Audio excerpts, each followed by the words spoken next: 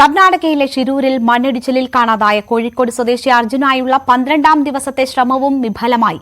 തെരച്ചിൽ നടത്തിയ 4ാമത്തെ പോയിന്റിൽ ചെളിയും കല്ലും മാത്രമാണ് കിട്ടിയതെന്ന് ഉത്തര കന്നഡ കളക്ടർ ಲಕ್ಷ್ಮೀಪ್ರಿಯ പറഞ്ഞു.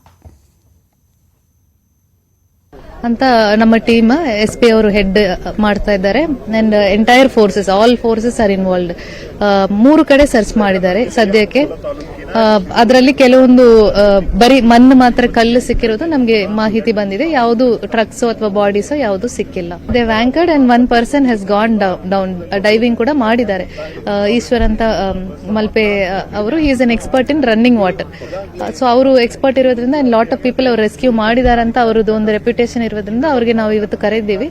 ಅವ್ರು ಒಳಗಡೆ ಹೋಗಿ ಟ್ರೈ ಮಾಡಿದ್ರು, ಬಟ್ ಯಾವುದು ಸಿಕ್ಕಿಲ್ಲ ಆಸ್ ಆಫ್ ನೌ. ಈ ಕಡೆ ಏನು ಮನೆ ಮತ್ತೆ ಅಂಗಡಿ ಇತ್ತು. ദൌത്യസംഘവും ഉടുപ്പി മാൽപ്പയിൽ നിന്നുള്ള മത്സ്യത്തൊഴിലാളികളുമാണ് ഇന്ന് തെരച്ചിലിൽ ഏർപ്പെട്ടത്. മത്സ്യത്തൊഴിലാളി ഈശ്വർ മാൽപ്പയും 3 പേരുമാണ് നദിയിൽ പരിശോധന നടത്തിയത്.